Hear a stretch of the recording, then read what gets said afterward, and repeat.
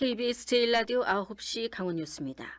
강원도와 도내 시군의 재난안전 사업을 위해 국비 41억 원이 배정됐습니다.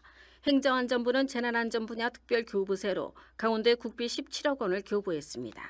이번에 교부된 국비는 폭염 저감 시설 설치와 산불 대응력 강화 분야에 투입됩니다.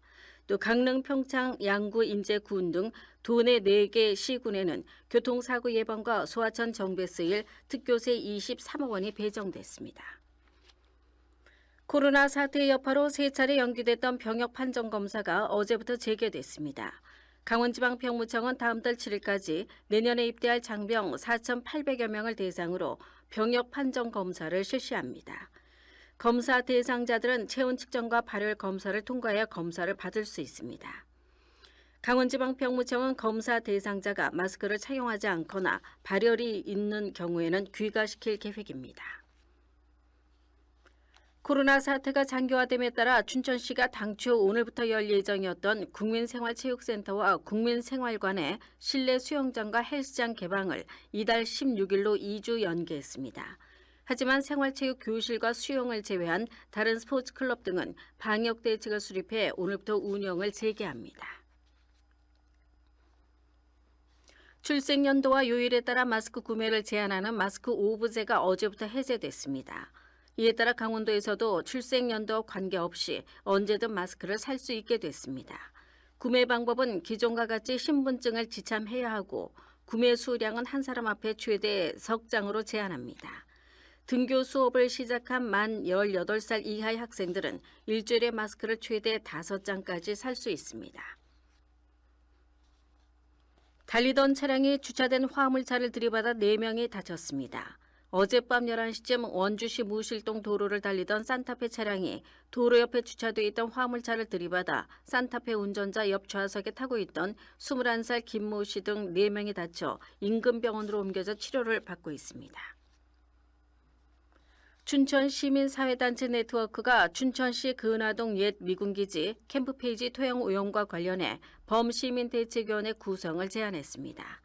춘천시민사회단체 네트워크는 과거 옛 미군기지 환경오염 정화 당시 그 과정이 시민들에게 공개되지 않았다며 춘천시와 시의회, 시민이 참여하는 대규모 대책위를 구성해야 한다고 밝혔습니다.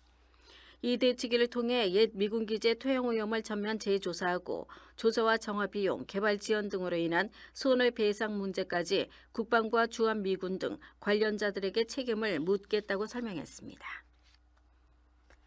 강원도 내 주유소에서 판매되는 휘발유와 경유 가격이 지속적으로 오르고 있습니다. 한국석유공사가 운영하고 있는 유가정보 사이트인 오피넷에 따르면 강원도 내 주유소의 평균 휘발유 가격은 지난달 18일 1리터에 1,263원이었습니다.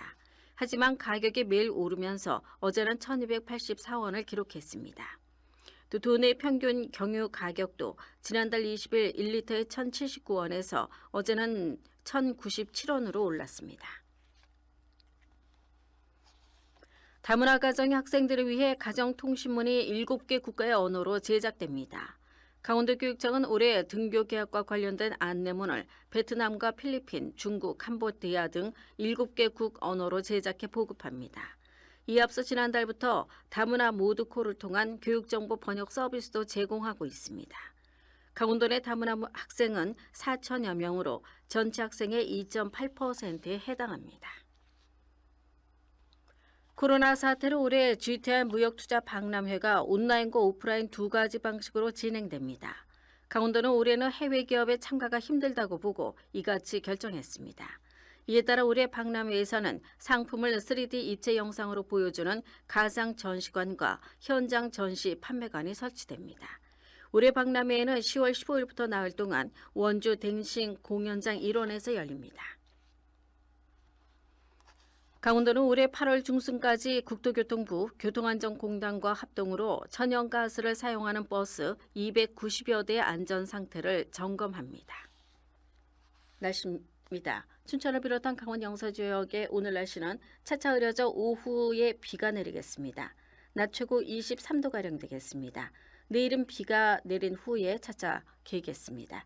아침 최저 18도, 낮 최고 28도가량 되겠습니다. 박서정이었습니다. KBS